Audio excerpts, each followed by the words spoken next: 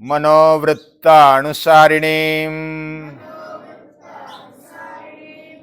तारणीं दुर्गसंसार सागरस्य कुलोद्भवाम् सागरस्य कुलोद्भवाम्।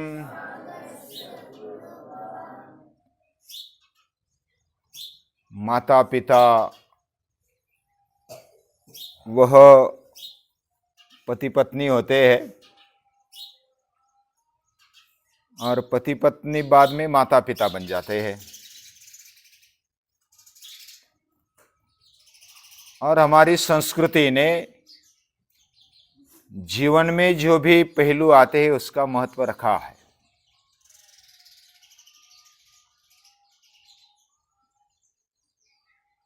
हम जब साथ में आते हैं तो किस भावना से, किस वृत्ति से, कौन से दृष्टिकोण से हम साथ में आ जाए। भले भाई भाई आते हैं, भाई बहन आते हैं, पति पत्नी आते हैं, माता पिता आते हैं, या तो मित्र मित्र आते हैं। कौन सी भावना हमारे जीवन में होनी चाहिए, ये बात हमारी संस्कृति सभी पहलुओं को मद्देनजर रखते हुए बहुत ही अच्छा बताती है।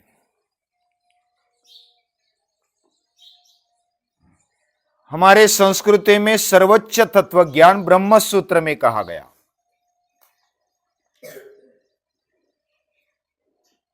गीता में उसका सार भरा हुआ है, सभी शास्त्रों का सार है। और हम पाठशाला में गीता का अभ्यास करते हैं, धीरे धीरे कर रहे हैं। कोई पाठांतर कर रहा है, कोई अर्थ देख रहा है, कोई अपने जीवन में लाने का प्रयास भी कर रहा है। और यह वातावरण, यह सर्वोच्च तत्व ज्ञान केवल पढ़ने के लिए नहीं होता, वह अपने आचरण में लाने के लिए होता है। वही तत्व ज्ञान योग्य है, श्रेष्ठ है, जो आचरण में लाते हैं। तो वह जो तत्व ज्ञान का सर्वोच्च ऐसा सूत्र ग्रंथ है, वह है ब्रह्म सूत्र। और वो महर्षि वेदव्यास जी ने सूत्र रूप में लिखकर रखा है, ब्रह्म सूत्र। और उसी पर अलग अलग ग्रंथ है।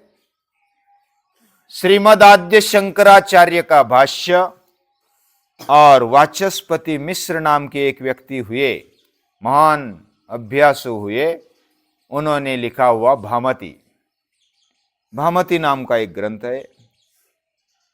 और भामती ये किसका नाम है? उनके पत्नी का नाम है भामती। ये नाम कैसे रखा, ये भी एक कहानी है। जब वाचस्पति मिश्र 25 साल के हो गए, वो अभ्यासु थे, और उन्होंने मन में, अंतःकरण में तय किया कि मुझे ब्रह्म सूत्र पर कुछ भाष्य लिखना है।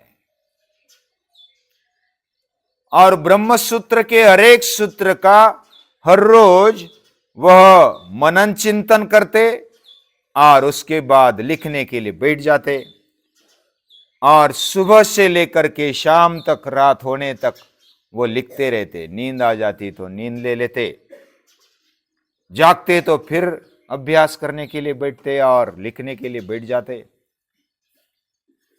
25 साल के होने के बाद उनकी शादी भी हो गई, और उसके बाद भी वो सिलसिला जारी रहा उनके अभ्यास का, लिखान का। और वो हर रोज इस तरह करते। पत्नी जो भामती थी, वह बहुत ही पतिव्रता, वह खाने के लिए समय पर दे देती, अंधेरा होने के पहले दिया जलाती, लालटेन जलाती, और उनके कार्य में कोई भी बाधा न हो, इस प्रकार उसका व्यवहार होता। तो ऐसे उनका दिनक्रम जारी था और ऐसे कितने दिन कितने साल बीत गए, वाचस्पति मिश्र को पता नहीं चला। एक दिन पत्नी बाहर गई थी। उसने कभी मैके जाने का सोचा नहीं, क्योंकि वो इतने व्यग्र है अपने कार्य में, उनको सहकार्य करना ये मेरा कर्तव्य है, ऐसा समझकर वो लगातार इस काम में लगे रहती कि उनके कार्य में कभी व्यत्यय न आ जाए। लेकिन बाहर जाने के कारण क्या हुआ, शाम को देर हो गई तो दिया जलाना वो रह गया। लेकिन उस समय तो बहुत सारा ग्रंथ, लगभग पूरा ग्रंथ हो चुका था और कुछ लास्ट वाला उपसंहार बाकी था, तो वो लिख रहे थे। लेकिन अंधेरा पड़ने के कारण उनको ऐसा लगा कि ये क्या व्यत्यय हुआ, ये क्या समस्या आ गई। उनको बाद में पता चला कि फिर पत्नी आ गई, भामती आ गई। उसने कहा कि सॉरी, अभी सॉरी शब्द तो अंग्रेजी है, क्षमस्व, ऐसा कहा, और मैं बाहर गई थी, लेट हो गई, इसलिए दिया जलाना भूल गई।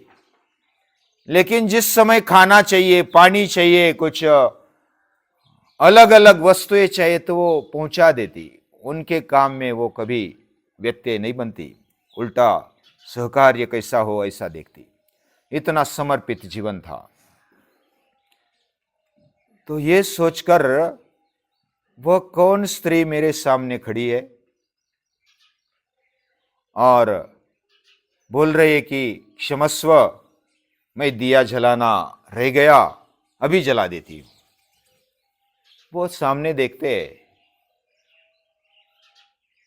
कौन है आप, किसको पूछ रहे, अपनी पत्नी को पूछ रहे, हे देवी आप कौन है।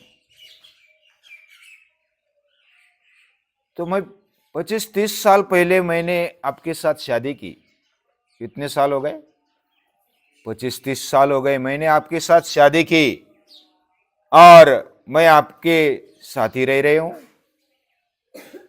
और पूरा खाना पीना, आपको जो भी दिया जलाना हो, जो भी कार्य, कुछ कागज चाहिए, कुछ चाहिए, कुछ घर भी कैसा चलाना, कैसे घर में खाना आना चाहिए, ये सब वो देखती थी।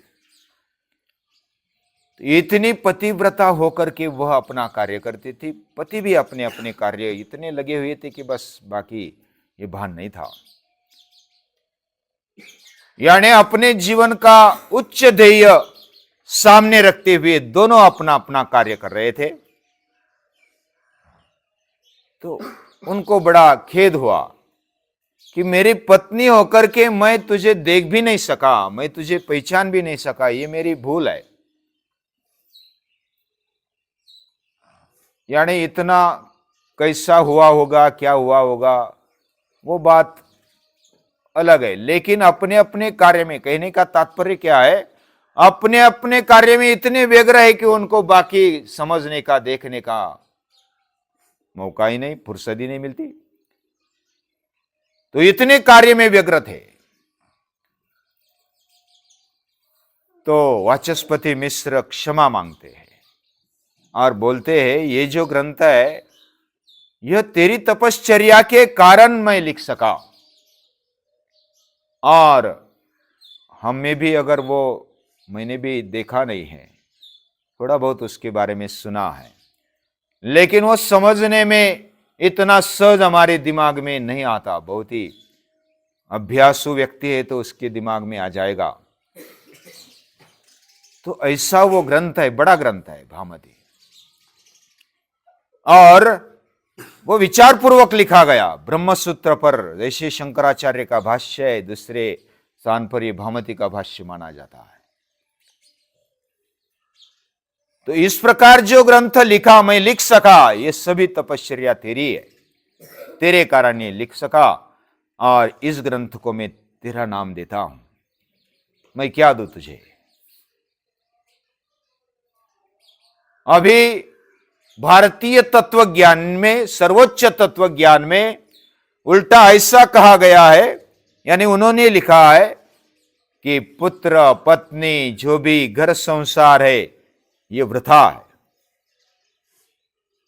यानी इसके बजाय हमें उच्च विचारों में जीना चाहिए, इसमें नहीं अटकना चाहिए। तारिणीम दुर्ग संसार सागरस्य कुलोद्भवाम,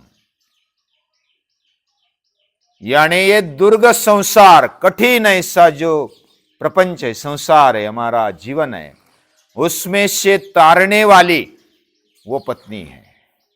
पत्नी भी एक धर्म है। दूसरी एक ऐसी पत्नी हो गई जो रामकृष्ण परमहंस, नाम सुना है ना?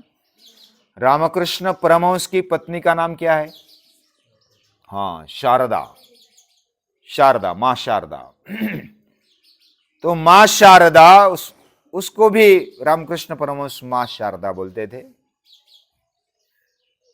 और उनका जीवन बहुत ही एक दूसरे को सपोर्टिंग है। हमारे जीवन का जो उच्च लक्ष्य है, तदेव लग्नम सुदिनंत देव तारा बलम चंद्र बलंत देव लक्ष्मी पते तेंग्री युगम स्मरामी। यानी जो दूसरी पंक्ति है, विद्या बलन दैव बलंत देव लक्ष्मी पते तेंग्री युगम स्मरामी। लक्ष्मीपति के जो चरण कमल है वह पकड़ने पर जो लग्न होता है, वैसा लग्न ये सब बल मिलने पर भी नहीं होता। यानी अच्छी तरह से हम कहां जुड़ जाएंगे? हमें समझो बचपन में हमें खेलना है, कूदना है, युवा बनने पर शादी करनी है, बाद में जो भी संसार करना है, किस लिए करना है? भगवान के चरणों में, या तो भगवतमय जीवन जीने में हमारा जीवन का सार है। ये बात हमारे ऋषियों को पता है और हमारे विधि में भी वैसा ही है। जब विवाह किया जाता है तो पत्नी को कैसा स्वीकारता है पति? देवी रूपेण हम स्वीकरोमि, देवी रूप में मैं तुझे स्वीकार करता हूं। और पत्नी पति को कैसे स्वीकार करती है? विष्णु रूपेण हम स्वीकरोमि, विष्णु रूप में मैं स्वीकार करती हूं। एक दूसरे में देवत्व देखने की वृत्ति हमारी संस्कृति दिखाती है, और ये उच्च भावना उस ग्रंथ में है। फिर भी कोई भी इतना विद्वान होकर भी अपने पत्नी का नाम रखना, ये वैसे कोई भी अभी तक रखा नहीं है और आगे भी रखा नहीं है। ऐसे तत्वज्ञान को अपने पत्नी का नाम रखा, लेकिन उन्होंने रखा क्योंकि उसकी तपश्चर्या से हुआ है, संभव हुआ है। और ये बात उन्होंने स्वीकार कर ली कि तेरी तपस्या से हुआ, तो ये ग्रंथ का नाम भामती देता हूं। और भामती आज भी प्रसिद्ध है। तो ऐसा जो भी पत्नी मनोरमाम देवीम, वो मनोरमा है और देवी है, देवी रूप है। मनोवृत्तानुसारिणीम, एक दूसरे को मन को पहचानने वाली है। ऐसे पति पत्नी होने चाहिए, उसको दाम्पत्य कहते हैं। दाम्पत्य, दाम्पत्य यानी एक दूसरे में मर्ज होते हैं, एक दूसरे को समझते हैं। केवल शारीरिक लेवल पर ही नहीं, वो मानसिक लेवल पर समझते हैं, बौद्धिक लेवल पर समझते हैं, आत्मिक लेवल पर समझते हैं, और अच्छे से पहचानते हैं सभी लेवल पर। ऐसे अनुकूल एक दूसरे को और जीवन विकास में अनुकूल, ऐसे जो है उसको दाम्पत्य कहते हैं।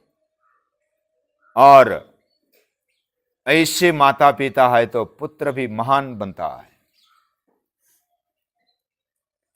और इस प्रकार ये हमारी संस्कृति है। ये उच्च तत्व ज्ञान भी जीवन में आ सकता है। विवाह भी संस्कार है। हमारी संस्कृति विवाह को केवल भोग नहीं मानती, केवल वासना कामना पूर्ण करने का तरीका है ऐसा नहीं मानती। ये तो एक स्वयं ने स्वीकारा हुआ बंधन है, विवाह संस्कार है। और ऐसे संस्कार को मानने वाली हमारी संस्कृति को, हमारी विचारधारा को हम नमन करते हैं, प्रणाम करते हैं।